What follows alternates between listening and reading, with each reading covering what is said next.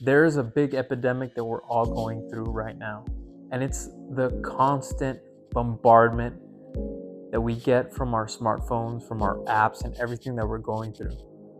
It's called digital fatigue.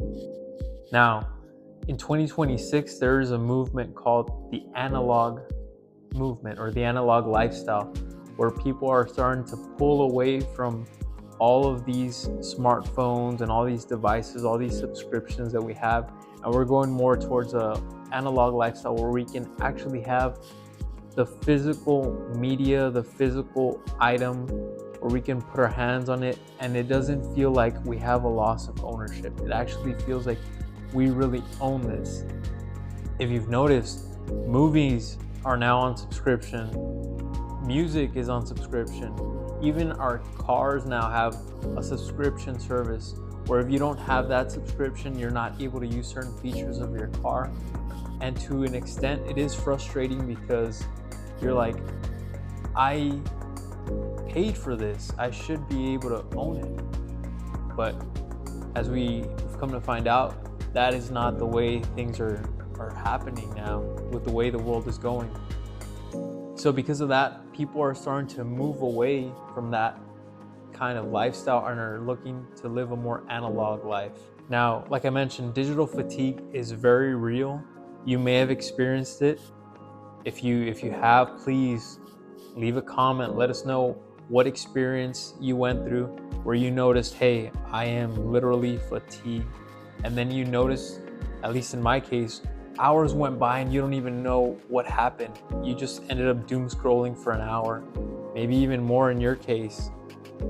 I know that I have had to check myself and be like, hey, I've been on this app for too long, I need to close it. Digital burnout is real.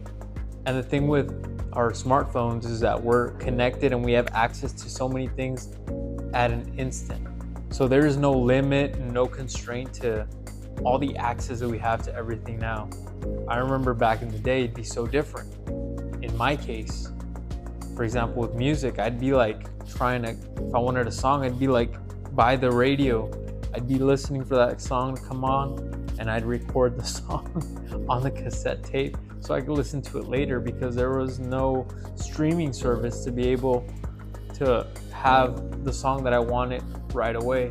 Now, things are different now. Now you can I go to YouTube Music, Spotify, Pandora, or any different app that you may be using, and you start listening to the song you want right away. You can fast forward, you can return, and that's the beauty that we've kind of lost by not having that analog life.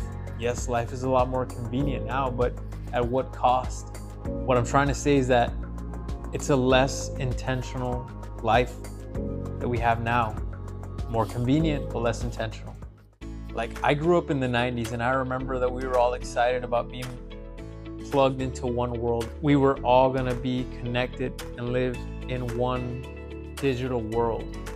Now that we have experienced this digital world, we are so distracted or exhausted because some of us, I have fallen to this epidemic as well, is that we're tired. We feel like we're exhausted. We're getting constant dopamine hits that at the end of the day, we're like, what happened? My day went by and a lot of my time was wasted doom scrolling. So with retro tech making a comeback, now we can actually watch movies in their entirety with physical media, read books instead of ebooks, and a lot of different things. So if you were of the generation like myself or older generations where you grew up having to experience these things firsthand and now you see the difference, leave a comment. Let us know what you think, or what is the big shocker or the thing that made you realize, hey, this is not really convenient, or this is not the kind of life that I want to be living, being glued to my phone or to my computer instead of living the way we used to. And if you're from the newer generations like Gen Z, what are you discovering now about analog tech or analog lifestyle that you're really enjoying? Because we'd really like to know what is those things that we can probably give you some insight, maybe give you some tips on that, maybe explore a little bit about that interest that you also have, because there is so many great things that we enjoyed that we have nostalgia for, and we'd like to connect. We all make a nice community about our interests. And if you're from a younger generation, like Gen Z, what are the things that you're discovering? What experiences, what devices, what media are you experiencing from the analog lifestyle that interest you? Because there's so many different things, and there's so many different people that might have those same interests as you, and it'd be nice to connect with so many like-minded people.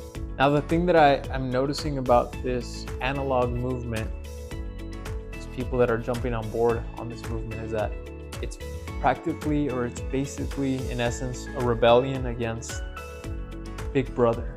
If you remember the book 1984 by Orson Welles, if I'm not mistaken, that's the author. It's a society where everybody is being monitored. There's so much surveillance where we don't have any freedom.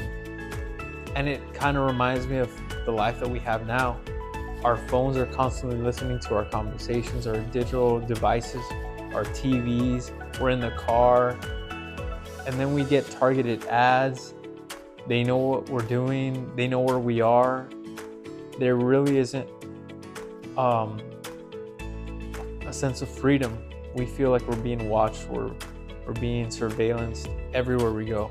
And so that lifestyle gives us some type of freedom, some kind of ownership.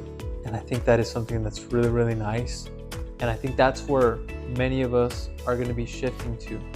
Things that we miss, like for example, our iPods. I never had one, but I did have an MP3 player and it had so many great music. Personally, I'm getting tired of paying for subscription for songs that I listen to. I want to go back to that lifestyle. Maybe you're the person that likes movies and you're tired of paying subscription for all these movies that you want to watch. Or books, maybe you love books and you don't feel the same way reading it on an e-reader as it is reading the actual book, going through libraries, going through bookstores where you can actually pick up the book and read it. What experiences are you interested in?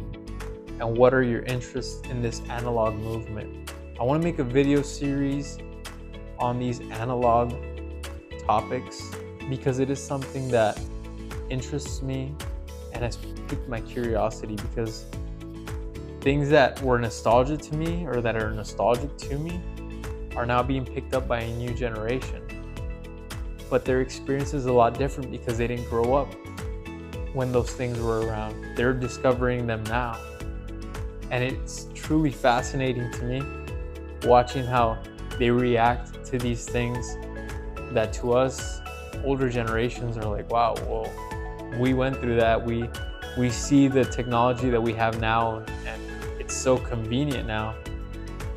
But this old technology is making a comeback. This old lifestyle is making a comeback, and it is something that is very exciting to see. So if you like this video, please leave a comment, like it, let me know what you think, and I hope to see you on the next video.